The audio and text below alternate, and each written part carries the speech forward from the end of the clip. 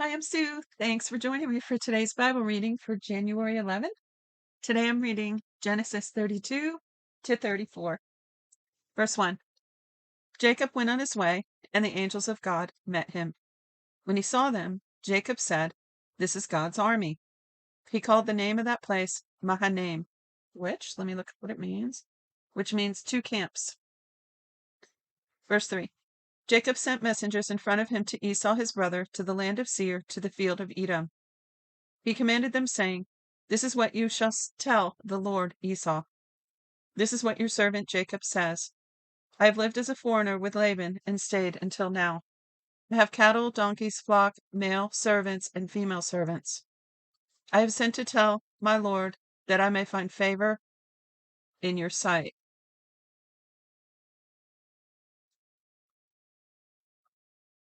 Okay, I'm going to have to slow down a little bit, so it's just worded a little awkwardly. So funny. I have sent to tell my Lord that I may find favor in your sight. The messengers returned to Jacob, saying, "We came to your brother Esau. He is coming to meet you, and 400 men are with him." Then Jacob was greatly afraid and was distressed. He divided the people who were with him, along with the flocks, the herds, and the camels, into two companies. He said, "If Esau comes to the one company and strikes it, then the company which is left will escape." Jacob said, "God of my father Abraham, and God of my father Isaac, Yahweh, who has said to me, 'Return to your country and to your relatives, and I will do you good.' I am not worthy of the least of all the loving kindness and of all the truth which you have shown to your servant. For with just my staff I crossed over this Jordan, and now I have become two companies. Please deliver me from the hand of my brother, from the hand of Esau, for I fear him, lest he come and strike me and the mothers with the children. Lest he come and strike me and the mothers with the children. You said I will surely do good and make your offspring as the sand of the sea, which can't be counted because there are so many." He stayed there that night and took from that which he had with him a present for Esau his brother: 200 female goats and 20 male goats, 200 ewes and 20 rams, 30 milk camels and their colts, 40 cows, 10 bulls, 20 female donkeys, and 10 foals. He delivered them into the hands of his servants, every herd by itself, and said to his servants, "Pass over before me, but put space between herd and herd." He said, commanding the foremost, saying, "When Esau my brother meets you and asks you, saying, 'Whose are you? Where are you going? Whose are these before you?' Then you shall say, 'They are your servant Jacob's. It is a present sent to my lord Esau. Behold, he also is behind us.'" He commanded also the second and the third and all that followed the herds, saying, "This is how you shall speak to Esau when you find him. You shall say, 'Not only that, but behold, your servant Jacob is behind us. For he said, I will appease him with the present that goes before me, and afterward I will see his face. Perhaps he will accept me.'" So the present passed over before him, and he himself stayed that night in the camp. He rose up that night and took his 2 wives and his 2 servants and his 11 sons and crossed over the ford of the Jabbok.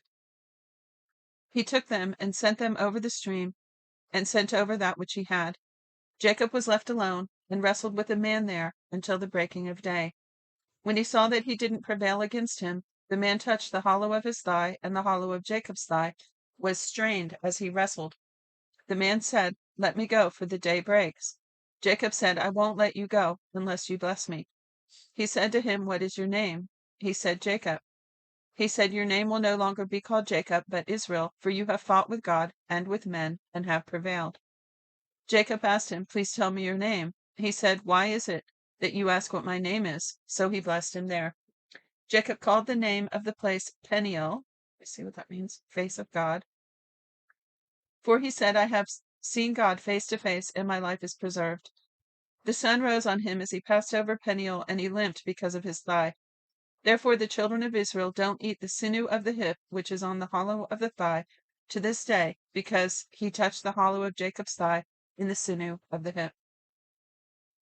Jacob lifted up his eyes and looked, and behold, Esau was coming, and with him 400 men. He divided the children between Leah, Rachel, and the 2 servants. He put the servants and their children in front, Leah and her children after, and Rachel and Joseph at the rear. He himself passed over in front of them and bowed himself to the ground, 7 times until he came near to his brother. Esau ran to meet him, embraced him, fell on his neck, kissed him, and they wept. He lifted up his eyes and saw the women and the children and said, "Who are these with you?" He said, "The children of whom God has graciously given your servant." Then the servants came near with their children, and they bowed themselves. Leah also and her children came near and bowed themselves. After them Joseph came near with Rachel, and they bowed themselves. Esau said, "What do you mean by all this company which I met?" Jacob said, "To find favor in the sight of my lord." Esau said, "I have enough, my brother. Let that which you have be yours." Jacob said, "Please no. If I have now found favor in your sight, then receive my present at my hand, because I have seen your face as one sees the face of God, and you were pleased with me. Please take the gift that I brought to you, because God has dealt graciously with me, and because I have enough." He urged him, and he took it. Esau said, "Let's take our journey, and let's go, and I will go before you." Jacob said to him, my Lord knows that the children are tender and that the flocks and herds with me have their young, and if they overdrive them one day, all my flocks will die. Please let my Lord pass over before his servant, and I will lead on gently, according to the pace of the livestock that are before me, and according to the pace of the children, until I come to my Lord to Seir. Esau said, "Let me now leave with you some of the people who are with me." He said, "Why? Let me find favor in the sight of my Lord." So Esau returned that day on his way to Seir. Jacob traveled to Succoth, built himself a house, and made shelters for his livestock. Therefore the name of the place is called Succoth, which is shelters or booths. Verse 18.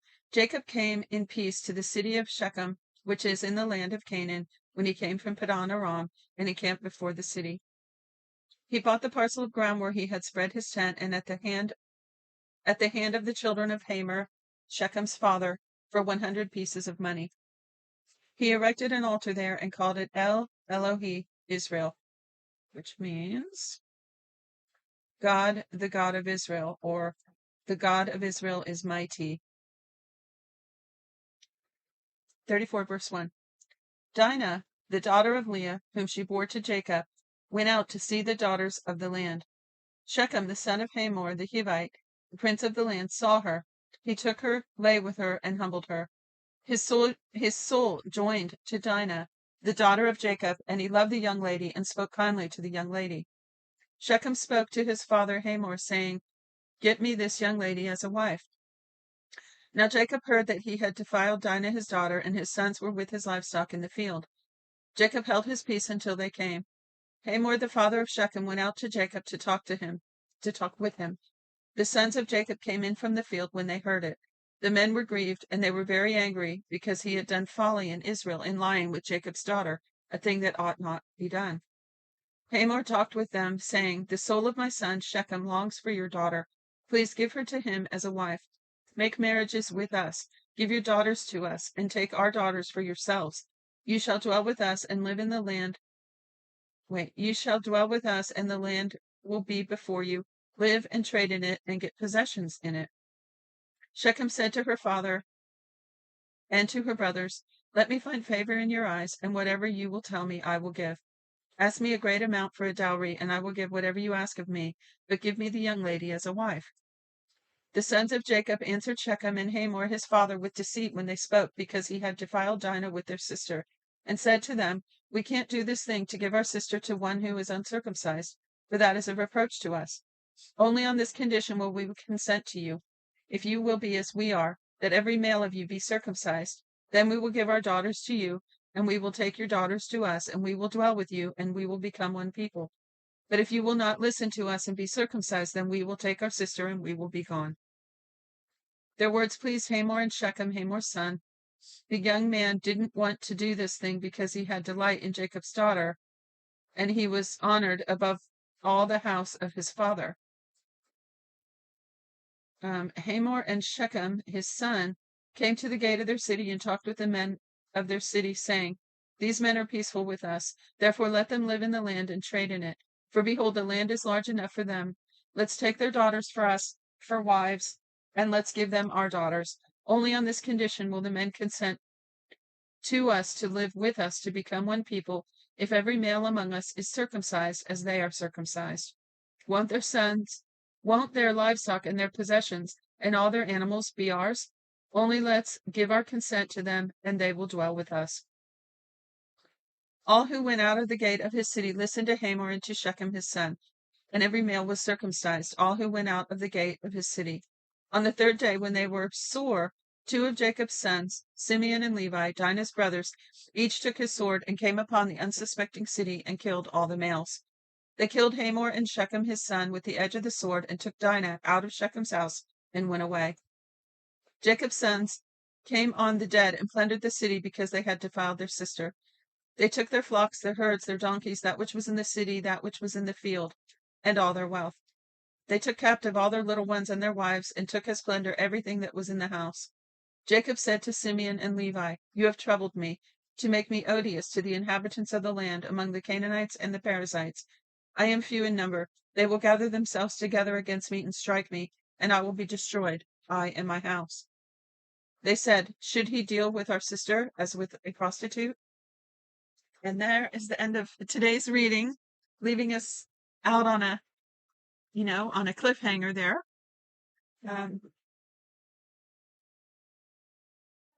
So today's story covered Esau's journey back home toward Canaan to meet up with his brother Esau, and the story of Dinah, their sister, with the men of Shechem. And Hamor, is it? Yeah, Hamor. So that's it. Please join me again for tomorrow, January 12th, for the reading of Genesis 35 to 37. God bless you for now.